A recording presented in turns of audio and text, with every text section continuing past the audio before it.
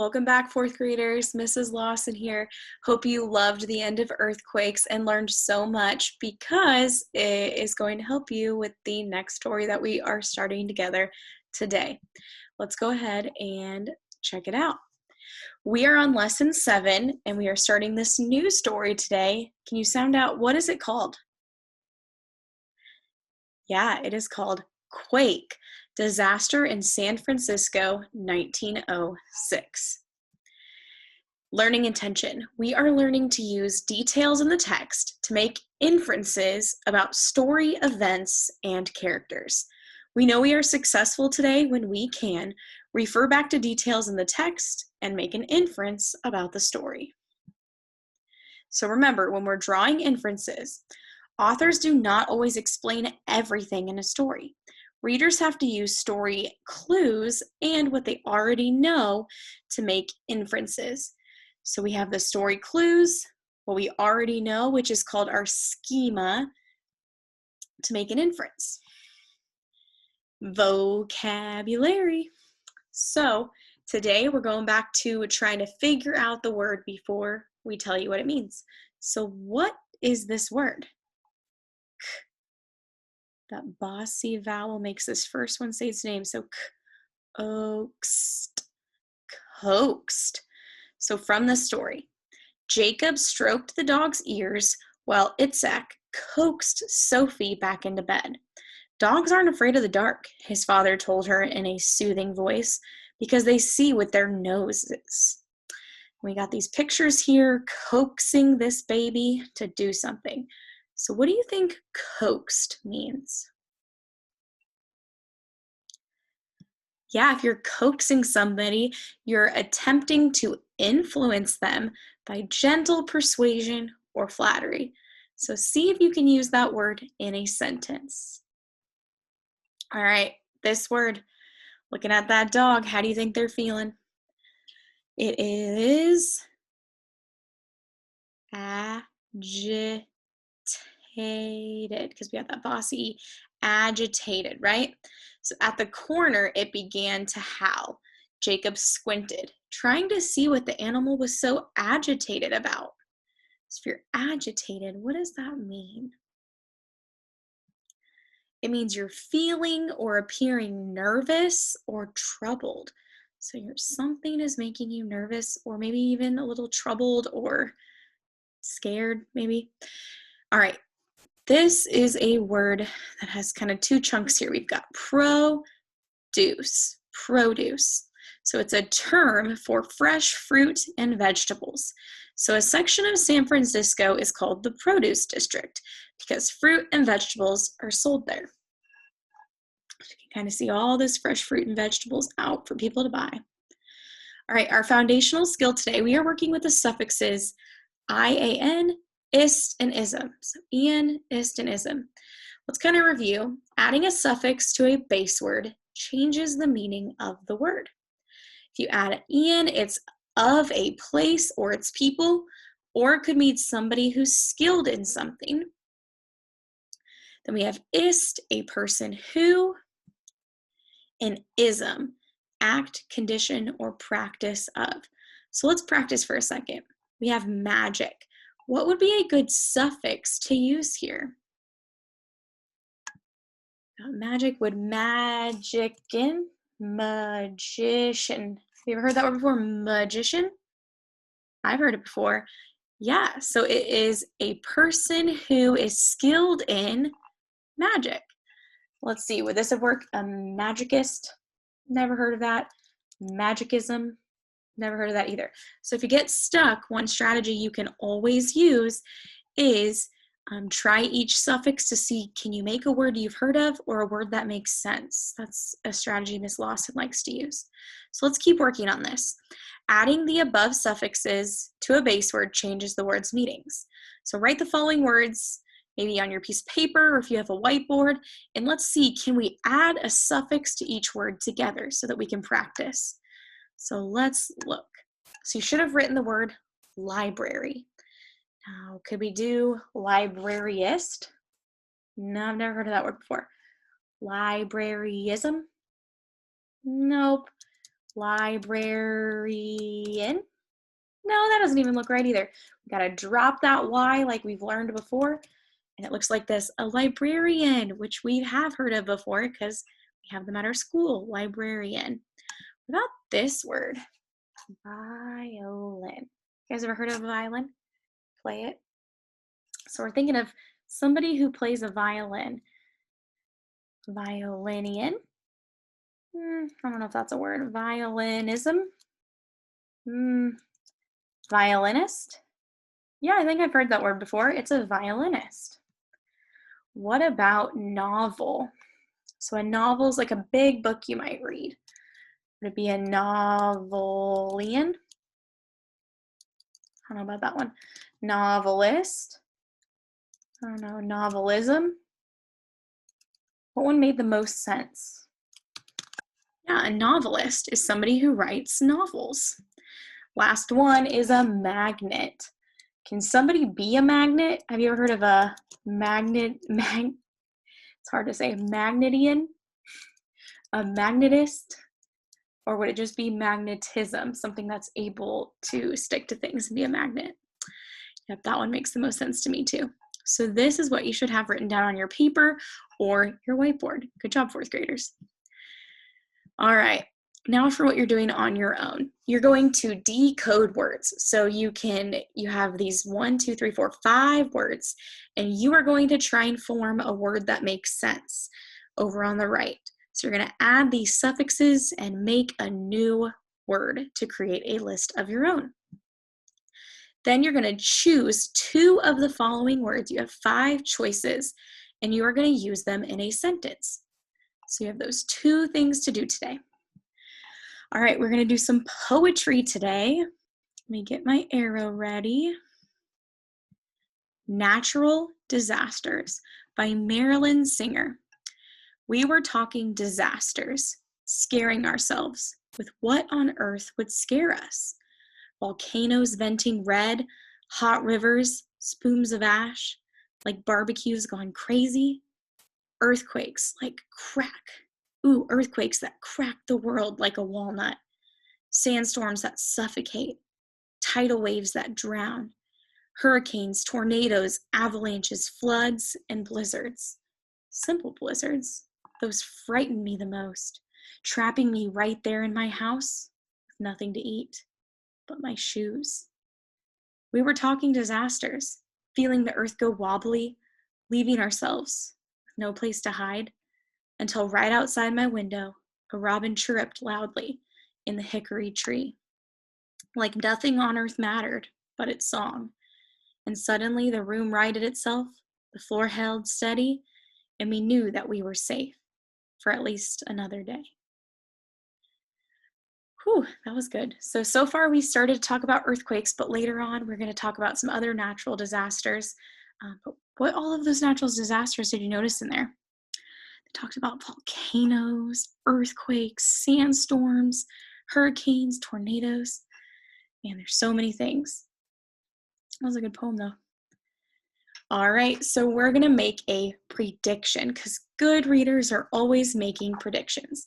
So just by looking at this cover, what do you predict this story is going to be about?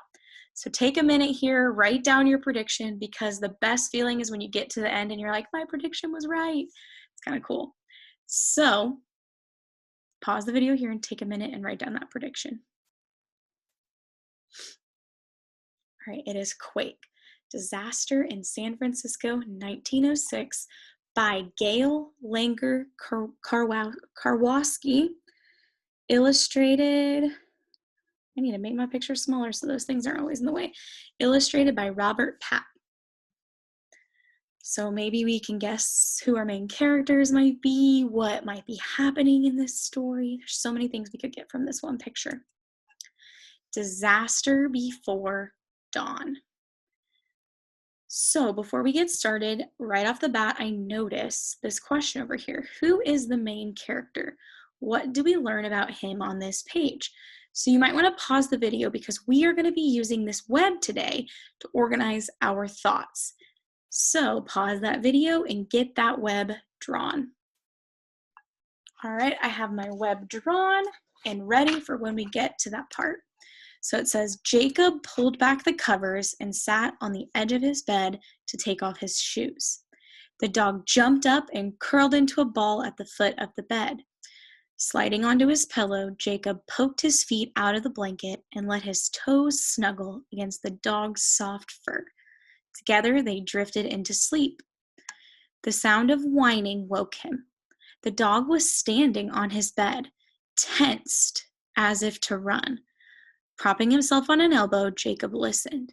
He thought he could hear another dog barking in the distance. The room was dark and still. His father and sister seemed to be sleeping soundly. Stroking the dog's back, Jacob felt its muscles gradually relax. Finally, it settled down and rested its head on Jacob's thigh. Trying not to disturb it, Jacob eased back onto his pillow. No sooner had he dozed off than the dog woke him again. This time it was scratching furiously at the covers as though it was digging a hole in a pile of leaves. Shh, Jacob said. He listened, trying to decide if the movement had awakened Sophie or Papa. His sister's even breathing told him that she was still asleep, but he couldn't tell about Papa. Jacob leaned close to the dog and patted its head. Hush, fella, he whispered. The dog sat down, but kept whining.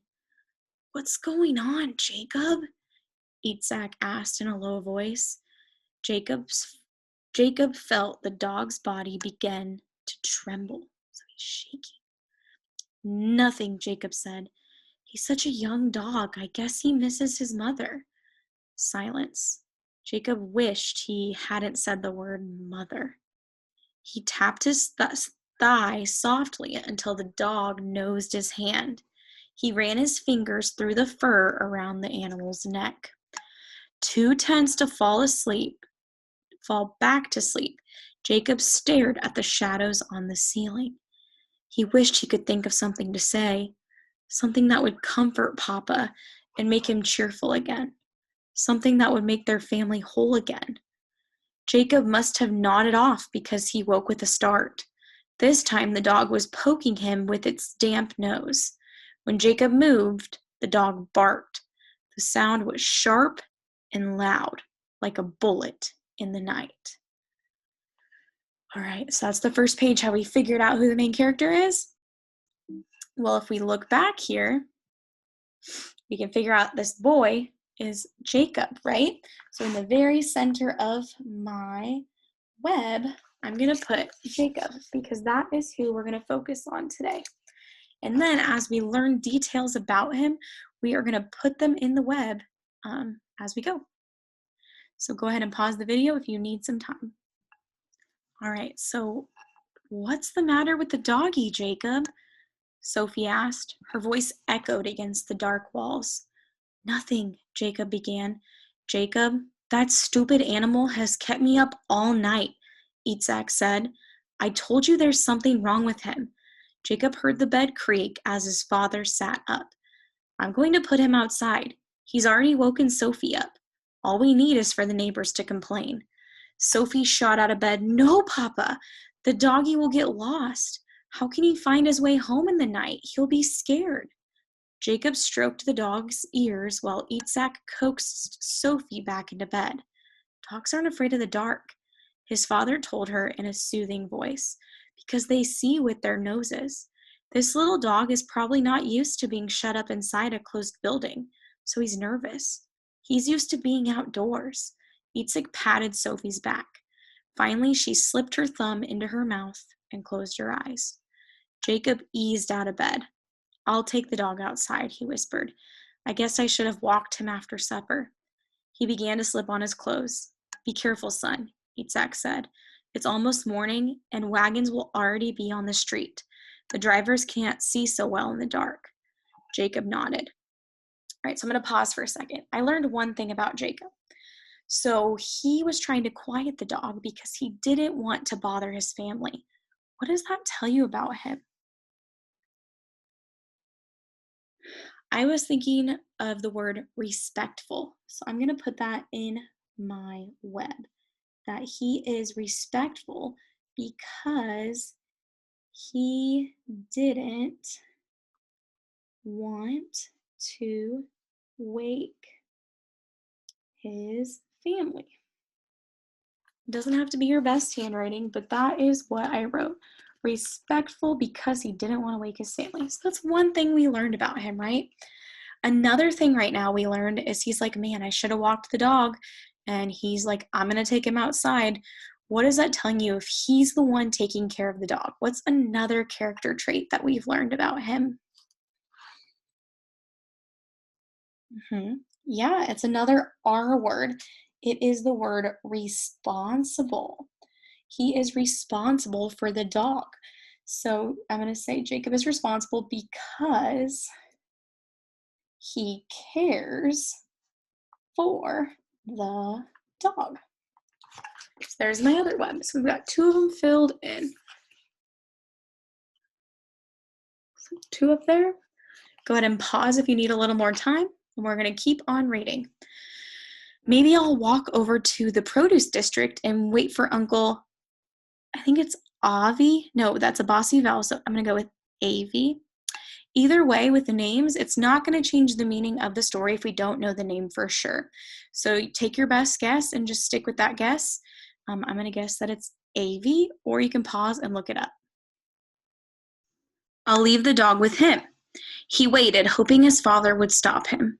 But Itzhak did not speak until Jacob opened the door. It's for the best, son, he said. You'll see. Jacob picked up the dog and carried it down the steps. He wasn't sure what time it was, but he heard sounds coming from 1 or 2 apartments. Most of the men who lived in their boarding house were laborers. Jacob knew that some of them got up before dawn to go to work. As he opened the outside door, the dog squirmed like a worm on a hook. Then it jumped out of his arms and scrambled onto the street. Jacob could barely keep up as the dog charged down Howard Street. At the corner, it began to howl. Jacob squinted, trying to see what the animal was so agitated about. The street lights were on, but he couldn't see anything unusual. He heard other dogs barking in the distance. Is that why you're so restless, fella? Jacob said. Because of all the barking? The dog cocked its head as Jacob spoke. Then it dropped its chest to the ground, rump in the air, and barked. Leaping up, it ran around Jacob and onto the street. So, what I've learned so far is that another thing about Jacob is he took the dog out all by himself. So, what does that tell you about him? I thought that he's kind of independent. I don't know if I'd want to go take the dog out all by myself in the middle of the night. So that shows that he's independent because he goes alone with the dog.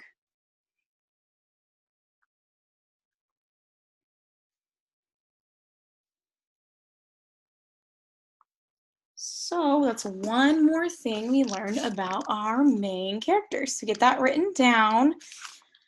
And again, Jacob trotted to catch up with his dog. At the next corner, Jacob could hear horses whinnying. All the animals are skittish, he thought. That's strange. When he reached First Street, Jacob turned north, but the dog darted off in the direction of the waterfront. Jacob slapped his legs, crouched down, and whistled. Finally, he coaxed the dog back to his side. When they reached Market Street, Jacob picked up the dog and carried it in his arms for a few blocks. It was so fidgety. Jacob was afraid it might dash under the wheels of a wagon. The sky lightened from charcoal to smoky gray, and the street light began to dim. As Jacob hurried towards the produce district, the dog's squirming became frantic. It thrust its hind legs against Jacob's chest and leaped. When it hit the ground, it let out a loud, shrill yelp. What's wrong, fella? Jacob said. We're going to see Uncle Avi. Come on. The dog ran a few yards towards the docks, then turned and barked again. Not down there, fella, Jacob said. This way. He trotted up the hill towards the produce district. The dog stood undecided. Over his shoulder, Jacob coaxed, Come on, fella, this way. At last, The dog padded to Jacob. Side by side, they ran the rest of the way to Washington Street. The produce district was already alive with activity. Jacob saw horses tethered to wooden wagons standing along both sides of the street. Men in overalls were unloading crates and sacks. Jacob breathed in the earthy smells of soil and horse flesh. He passed a wagon heaped high with bulging bags of potatoes and onions. A merchant rushed towards him carrying a stack of egg cartons, and Jacob stepped aside to let the man pass. As Jacob hurried toward the spot where his Uncle Avi always set up his cart, he started to feel dizzy. His stomach churned, and he thought he was going to be sick. Jacob wondered if Papa was right and the dog had been trembling because of a disease. So we're going to stop there today. So what clues in the text reveal where and when the story begins? So pause this, go back and look. What clues do we have about the setting? So the first place where I saw clues about when this was taking place is in this cover, right? It tells us the year right here. It's in 1906 and it's in San Francisco. And then I look at this boy's clothes because it's a lot different than kind of what we wear today. I don't see a lot of hats like this, or some of the clothes, we don't wear things like that all the time. Then when we go here, I know his dad was warning him when he left. Right here, it's almost morning and wagons will already be on the street. So he's not talking about cars. So there's not cars yet. So that tells me a little bit about it's not happening today. It was a little bit further back in time. It also talked about what time of day it was, right? Because setting is not just where things happen, it's the time of day. So it says it's almost morning. So it's still in the nighttime. And then right as they're about getting here, I remember him talking about the colors. The sky lightened from charcoal to smoky gray. So he's telling us that it's starting to get lighter. It's starting to turn into morning. So on page 8, Jacob thinks all the animals are skittish. What leads Jacob to draw this conclusion? So this is your reading response today. You're going to go back to this page, underline details that support your conclusion, and tell me, what do you think makes Jacob think all that the animals are skittish? And if you don't know what skittish means, it means you're nervous, you're kind of jumpy. What's making all the animals like that? I loved starting the story today with you, 4th graders. I'll see you next time. Bye.